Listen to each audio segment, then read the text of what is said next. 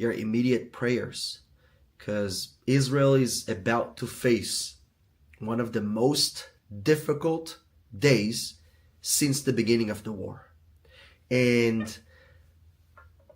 you'll have to excuse me because this is a very difficult video to make. But tomorrow, Israel is expected to receive bodies of 4 hostages that we've all been praying for. We've all been waiting to welcome them home.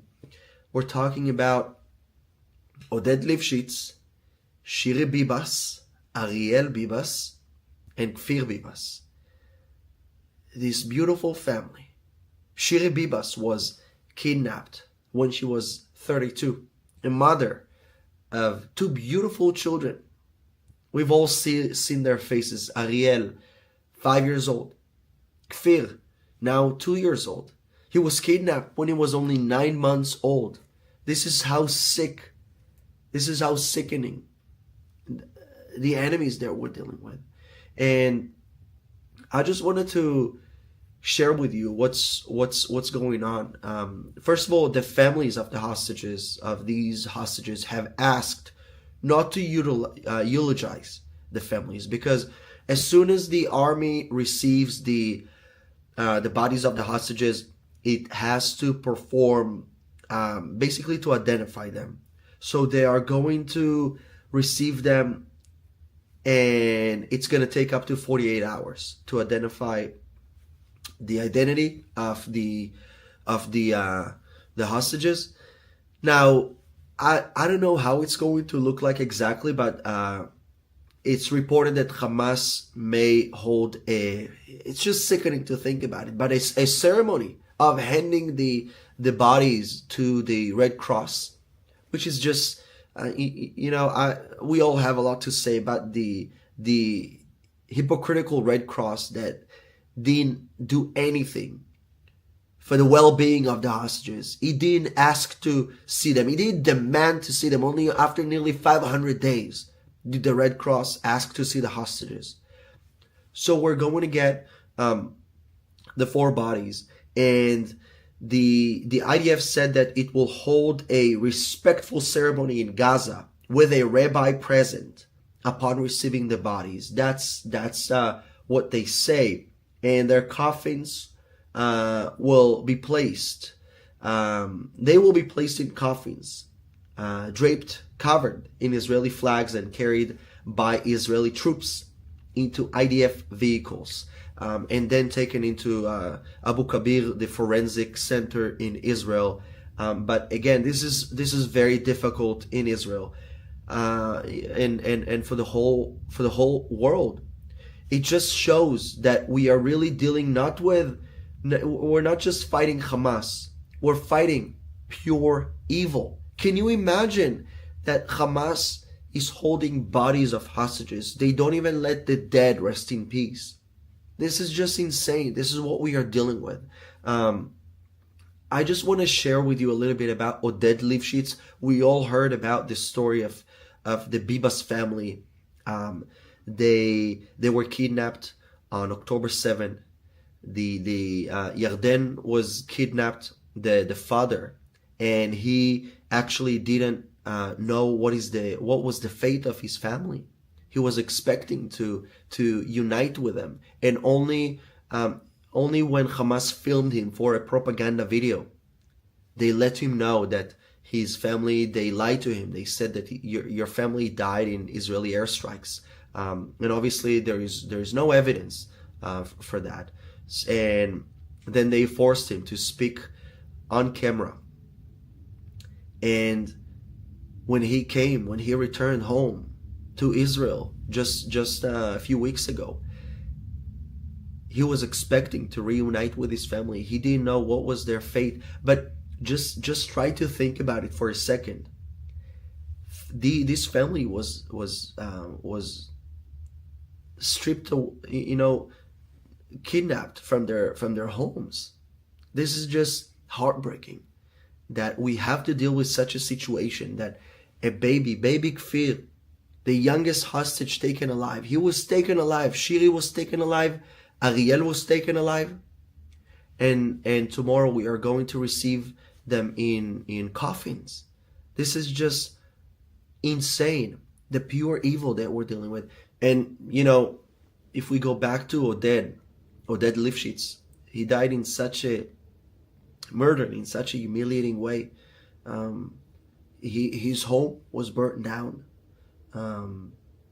His wife was kidnapped, and she was beaten. He was also beaten. Maybe he even saw her being beaten.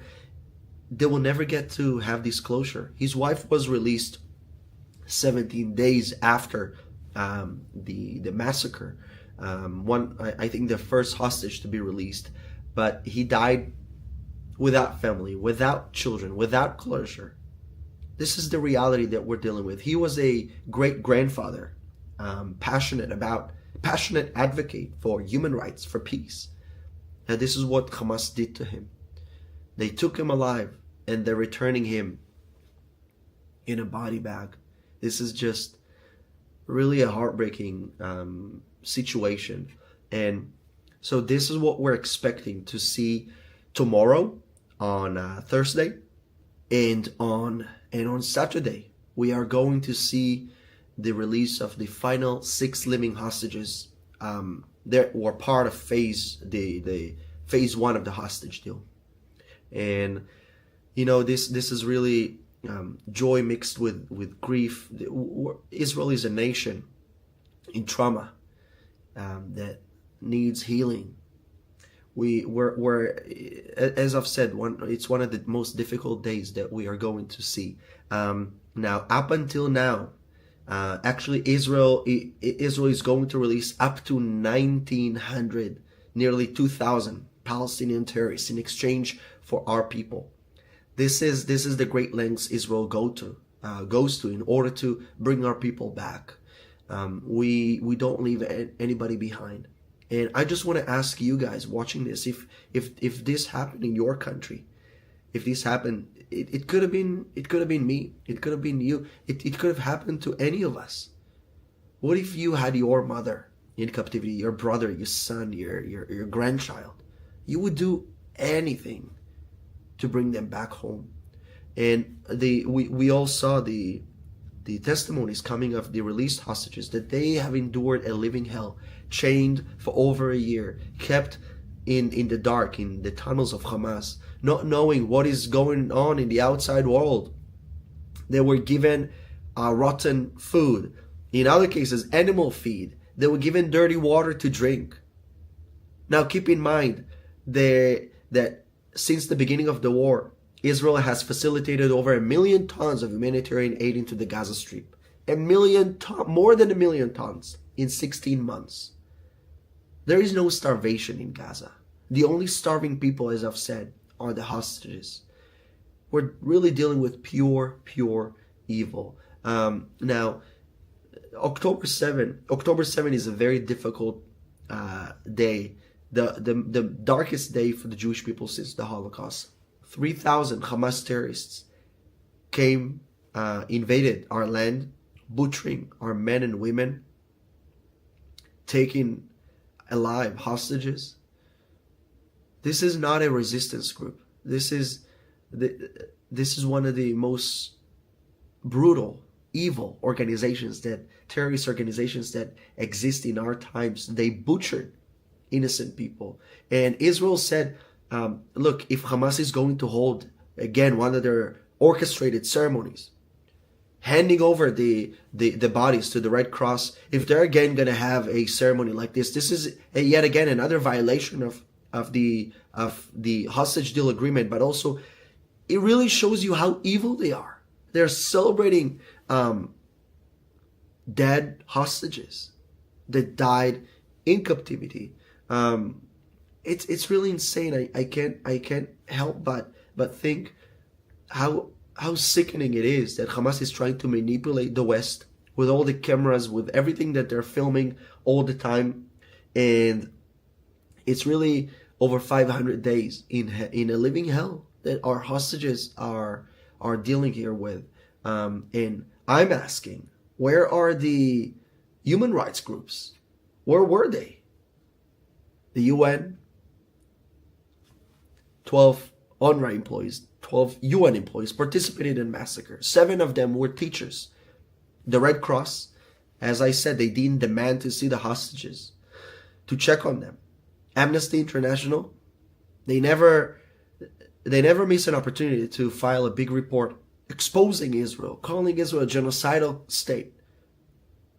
But when it comes to condemn Hamas, to report about the condition of the hostages that we were given back, looking like Holocaust survivors, all of a sudden they keep silent. They don't find the right words for this. Why only in the case of Israel? Why my country is always treated like we're the world's biggest problem? Why my country is being scapegoated? Why my country is always requested and demanded to withdraw from land? We withdrew from the Gaza Strip. We withdrew from the Sinai Peninsula, nearly 3 times the size of Israel. We withdrew from Judea and Samaria. What else do they want us to withdraw from? Life itself. These organizations like Hamas, like Islamic Jihad, Hezbollah, they don't want to see peace with Israel. They don't want to see Israel, period. And if people are so delusional in thinking that you can sit down and negotiate with evil, then you're living in a dream. It's not something that can ever happen. The only thing that should happen is total destruction of Hamas, total destruction of Hezbollah. Let me know in the comment section if you agree with me. But this is how I think that the only solution, if we want to see true peace, we have to eradicate radicalism. You can't make peace with radicalism. You need to uproot it first. So this is what we are going to see in the coming days. It's a very, very difficult situation. You know, a baby should be in its mother's arms, not in terrorists' hands. And I have to say, if the world is silent now, they are complicit with Hamas's crimes against humanity. You know, during the Holocaust, people were silent as the trains passed by. They didn't mind because they knew that it has nothing to do with them. It has no effect on their lives. But history is going to ask who stood on the right side of history. And at the end of the day, this fight that we are fighting, it's your fight as well. It's the fight of the free world. We are making the world a better place by removing Hamas, by removing radical Islam and terrorism. So I really have to say, as we conclude this, of course, let's not forget the terror enablers. It's Qatar, it's Iran, it's Turkey. They've been supporting Hamas, funding Hamas. They must be held accountable. So I have to say thank you so much for your support. I have to apologize. My voice, I lost my voice. I spoke at a rally here in California, telling the truth about Israel. Even if it's the last thing I do, I will always tell the truth about Israel. I will never stay silent. And I encourage you to do the same. Don't be silent, because silence is helping the enemy. Silence is helping the radicals. Let's use our voice. And thank you so much for standing with Israel. It means a lot to me, a lot to us. The Jewish nation will never forget those that stood with us in our darkest hour.